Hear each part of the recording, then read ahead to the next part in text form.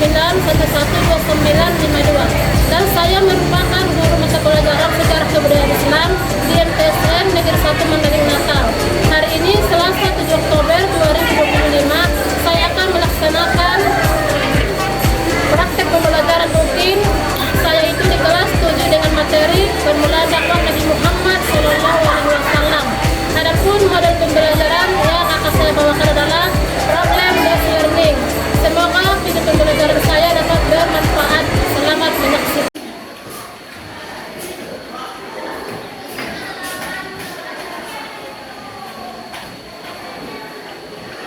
Assalamualaikum warahmatullahi wabarakatuh.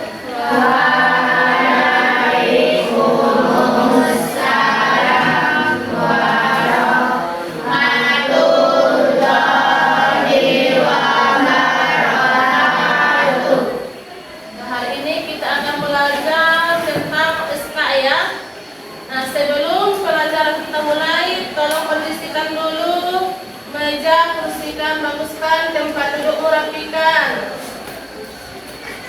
Kalau sudah bagus semua, kita mulai. Selamat pagi. Pagi, Bu. Selamat pagi. Pagi, Bu. Selamat pagi. Pagi, pagi, pagi. Subhanallah.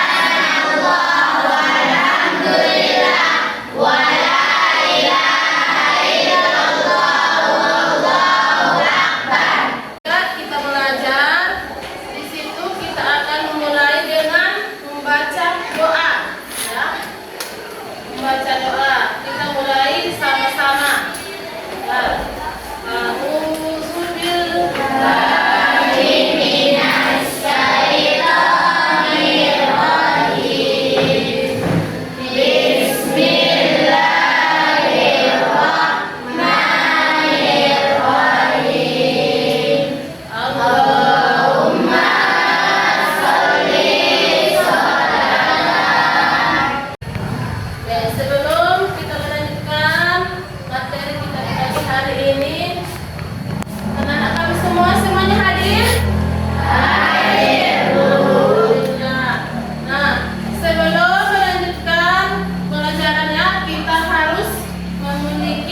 Sifat disiplin, ya, sifat disiplin oleh Bapak dan Ibu guru.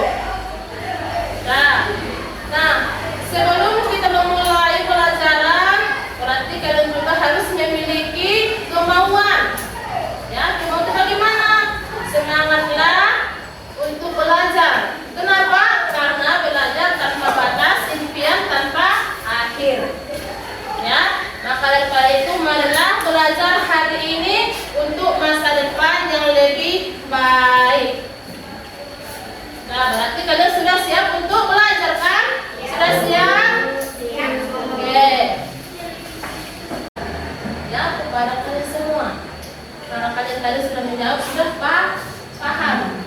Ya, berarti sudah paham. Nah, yang pertama, pernahkah kalian berpikir bagaimana ataupun mengapa Nabi Muhammad SAW menyebarkan dakwahnya secara sembunyi-sembunyi terlebih dahulu?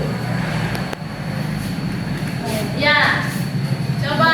Muhammad SAW memilih strategi dakwah secara sembunyi-sembunyi. Karena beberapa alasan. Satu,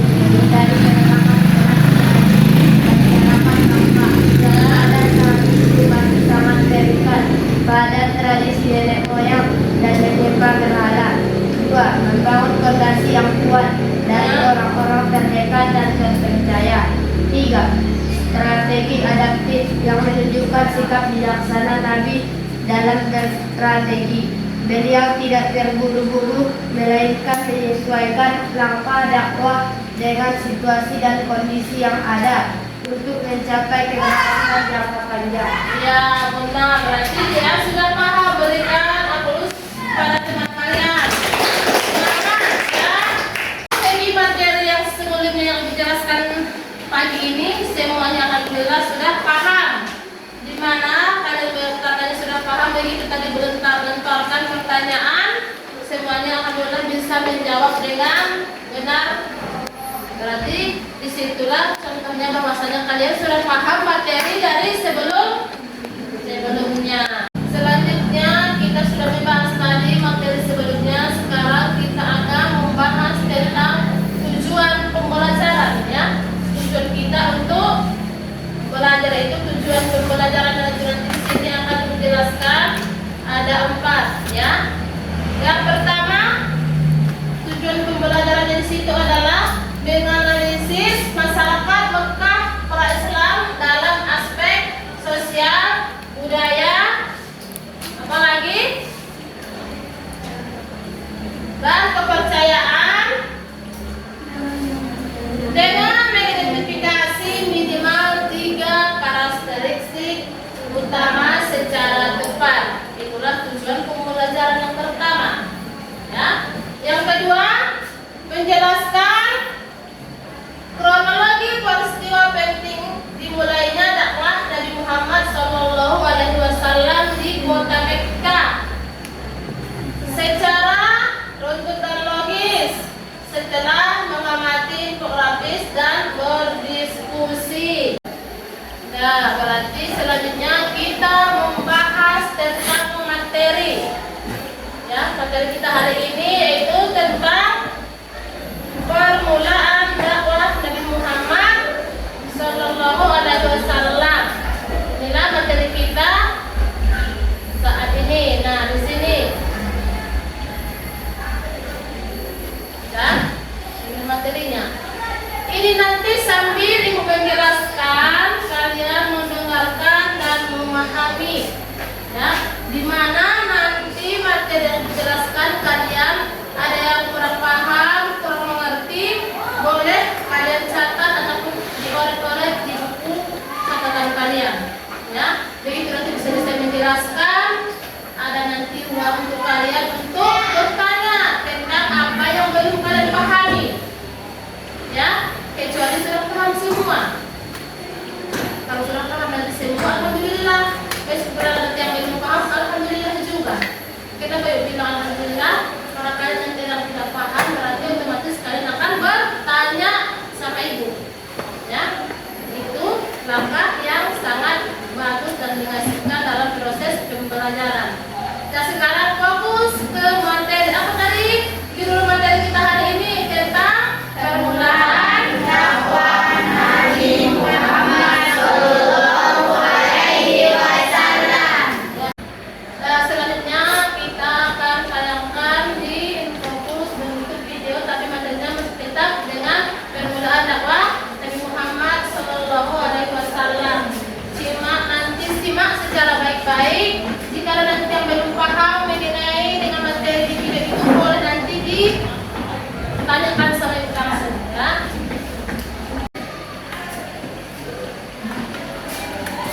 Fokus dan amati videonya.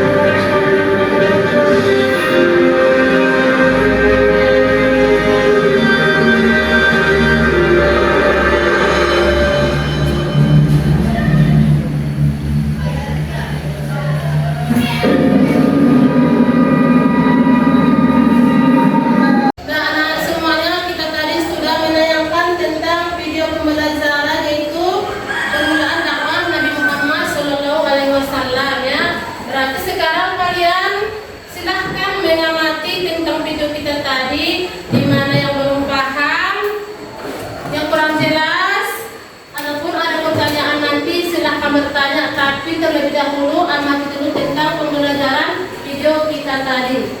Nah, silakan. Kalau ada nanti yang bertanya, silakan bertanya.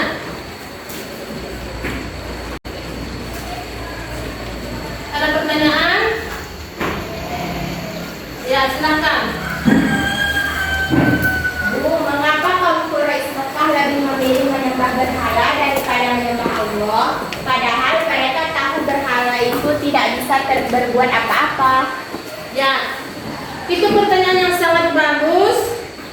Kampus itu sebenarnya tidak sepenuhnya tidak tahu tentang penyembahan Allah Subhanahu wa taala ya. Tapi mereka itu hanya tidak ingin meninggalkan yang sudah dibawakan oleh yang diajarkan oleh nenek moyang mereka. Dan sekaligus bisa juga pemahaman mereka itu dengan menyembah berhala itu untuk melalui berhala mendekatkan diri mereka kepada Allah Subhanahu wa taala.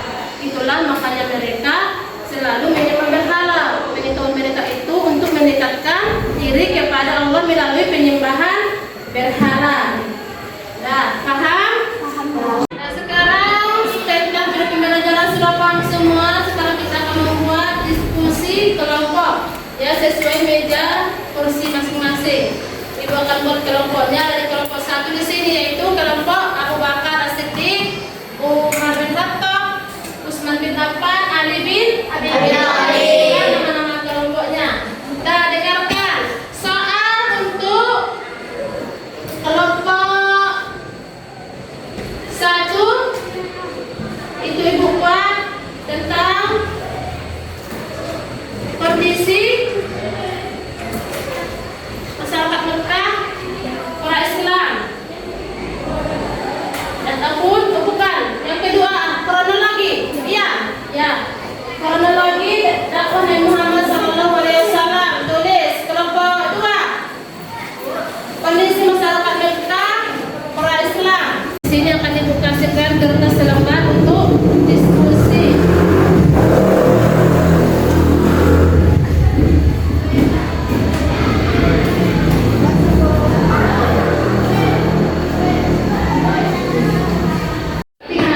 Sudah kerjakan kelompok yang tadi diskusi. Kerjakan diskusi bersama kelompokmu tentang materi soal yang diberikan setiap kelompok. Saling memberikan masukan mengenai soal yang tadi. Ibu kasih waktunya 5 menit. Dalam diskusi ini, materi ini ingat ya, tujuan kegiatan ini bukan hanya supaya kalian paham ya, ingat, bukan hanya tentang supaya kalian paham, tapi juga supaya bisa saling mengerjakan atau mengajarkan kepada teman-teman kalian sikap teladan yang dimiliki oleh Nabi Muhammad SAW dan bisa kalian contohkan dalam kehidupan sehari-hari. Nah, bagaimana hasil diskusinya? Sudah siap? Sudah. Sekarang kita akan diskusi ke depan. Ya. Proses mereka sudah selesai. Nah, sekarang yang maju ke depan untuk mempresentasikan hasil diskusi kalian, Ibu ambil dari panggil dari kelompok Abu Bakar As-Siddiq dan kepala kelompok Abu Bakar As-Siddiq dipersilakan maju ke depan untuk mempresentasikan hasil diskusinya di hadapan kita bersama. Assalamualaikum warahmatullahi wabarakatuh. Waalaikumsalam warahmatullahi wabarakatuh. Kami dari kelompok Abu Bakar As-Siddiq ingin mempresentasikan hasil diskusi kami tentang kronologi dakwah Nabi Muhammad SAW. Kepada teman kami Elwina Rizky dipersilahkan. Dengarkan baik-baik, simak secara baik-baik. Bismillahirrahmanirrahim. Kronologi dakwah Nabi Muhammad SAW. 1. Penyusunan kronologi. 610 Masehi, Nabi Muhammad SAW menerima wahyu pertama di Gua Hiro atau Quran Surah Al-Alaq ayat 1-5. 610 Masehi sampai 613 Masehi, dakwah secara sembunyi-sembunyi selama kurang lebih 3 tahun. Turun wahyu kedua atau Quran Surah Al-Mudaththir ayat 1-7 yang memerintahkan beliau untuk berdakwah. Dari hasil presentasi kami, apakah ada teman-teman yang ingin bertanya? Ada, silakan. Kalau ada yang mau bertanya tentang hasil diskusi, silakan bertanya, nggak apa-apa. Mengapa Nabi Muhammad SAW memilih strategi dakwah secara sembunyi-sembunyi? Ya, silakan dijawab. Nabi Muhammad SAW memilih strategi ini untuk yang masih memegang teguh tradisi nenek moyang mereka. Strategi ini juga bertujuan untuk membangun basis pengikut yang kuat dan solid di awal-awal perjalanan. Demikian hasil presentasi kami hari ini. Kurang dan lebihnya kami mohon maaf. Assalamualaikum warahmatullahi wabarakatuh. Waalaikumsalam warahmatullahi wabarakatuh. Masya Allah, kelompok 1 sudah menyampaikan dengan sangat baik, penjelasannya juga jelas dan pembagian tugasnya juga rapi. Ibu sangat mengapresiasi kerja sama dari kelompok 1 begitu juga dengan seterusnya. Ya, berikan tepuk tangan untuk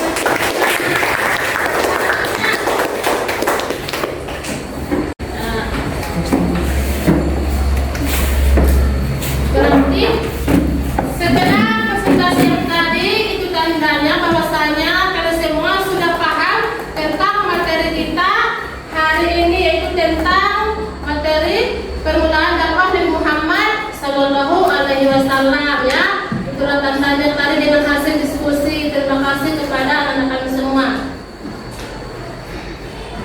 Tentang permulaan dakwah Nabi Muhammad Sallallahu Alaihi Wasallam. Ini pun juga tadi kan sudah dijelaskan minggu yang lalu kan, kemarin kan sudah dijelaskan tentang poin-poinnya, ya, poin-poin yang akan kita pelajari hari ini, yaitu tentang permulaan dakwah Nabi Muhammad Sallallahu Alaihi Wasallam. Ya, nah, fokus ke depan. Ketika Nabi Muhammad Sallallahu Alaihi Wasallam mencapai usia yang sempurna, ya, yang sempurna ataupun genap usia sama, yaitu ketika berumur 40 tahun. Allah Subhanahu wa taala mengutus siapa? Nabi Muhammad Sallallahu Alaihi Wasallam. Sebagai apa? Sebagai pembawa berita gembira, ya, dan pemberi peringatan. Nah, sekarang mari kita bersama-sama menyimpulkan isi dari pembelajaran kita hari ini, yaitu poin-poin penting di dalam materi permulaan dakwah Nabi Muhammad Sallallahu Alaihi Wasallam. Nah, sebelum kita menjelaskan, menyebutkan poin-poin penting dalam permulaan dakwah Nabi Muhammad Sallallahu Alaihi Wasallam, itu nanti kan ketika yang menyebutkan poin-poin penting itu tujuannya apa? Agar kita semua pemahamannya semakin kuat dan mendalam tentang materi kita hari ini. Nah, namun sebelum Ibu menyampaikan poin-poin penting itu, siapa kira-kira yang bisa menyebutkan apa alasan Nabi Muhammad Sallallahu Alaihi Wasallam memulai dakwahnya? Siapa yang bisa menjawab? Ya, coba silahkan. 1. Mengajak ke tauhid, yaitu berdakwah untuk mengajak masyarakat meninggalkan penyembahan berhala dan menyembah kepada Allah. Ya. 2. Menebar ajaran Islam. 3. Mengemban amanah. 4. Menyelamatkan dari kejahilian. Ya, betul sekali. Berikan tepuk tangan untuk teman-teman kalian. Ya, dakwah Nabi itu dimulai karena perintah Allah Subhanahu wa taala untuk menyebarkan tauhid dan membimbing umat manusia itu dari kegelapan menuju cahaya terang benderang. Itulah hasil dari jawaban yang temanmu tadi. Terus lalu bagaimana cara Nabi Muhammad berdakwah pada masa awal periode? Ya, coba silakan bagaimana? Iya, Nabi Muhammad itu pada awalnya berdakwah secara sembunyi-sembunyi ataupun bisa disebut dengan secara sirriyah, dakwah sirriyah, secara sembunyi-sembunyi. Setelah pertanyaan ini, Ibu akan menyampaikan poin-poin penting tentang materi kita hari ini, ataupun tentang materi dalam permulaan dakwah Nabi Muhammad Sallallahu Alaihi Wasallam. Ingat, yang pertama adalah dakwah Nabi Muhammad Sallallahu Alaihi Wasallam itu diperintahkan oleh Allah yang pertama kalinya di Gua Hira.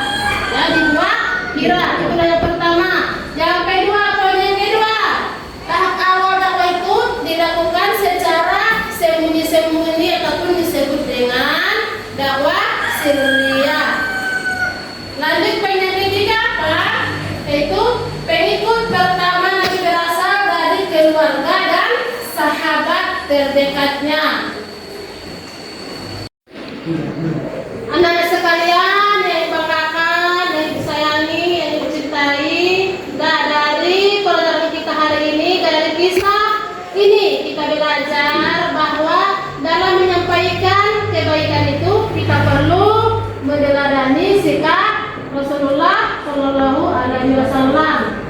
Sabar, bijaksana, tidak mudah menyerah, itu harus bisa kita terapkan, kita tanamkan dalam hati kita, dalam diri kita sendiri.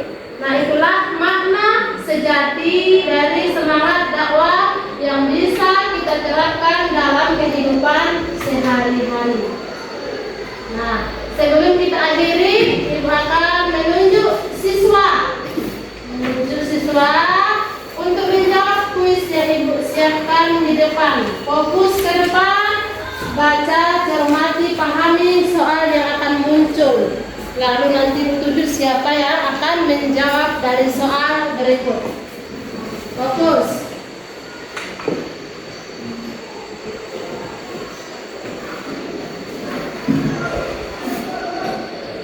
Peristiwa dimulainya dakwah secara terang-terangan ditandai dengan turunnya perintah untuk berdakwah di depan Ka'bah, Rumah Lakom, atas Bukit Safa, Pasar Ungkas. Di mana itu dakwah secara terang-terangan?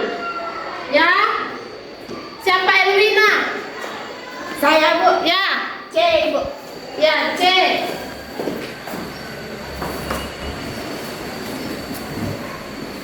Yaitu di Bukit Safa. Benar jawabannya. Benar. Ya, berikan tepuk tangan dulu.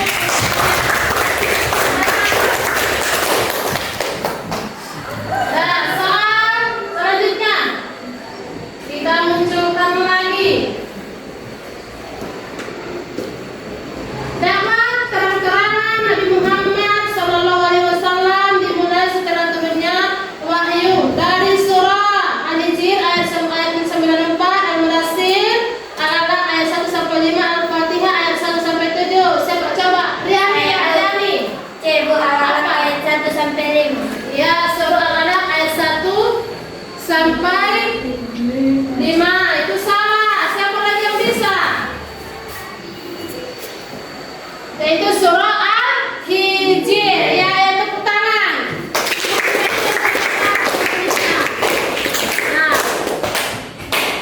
Nah, hari ini kita sudah belajar dan berdiskusi bersama tentang permulaan dakwah Nabi Muhammad Sallallahu Alaihi Wasallam. Kalian sudah menunjukkan semangat belajar yang luar biasa ya. Semoga ilmu yang kita pelajari hari ini menjadi amal kebaikan. Amin. Insyaallah ya, menjadi amal kebaikan di dalam diri kita masing-masing.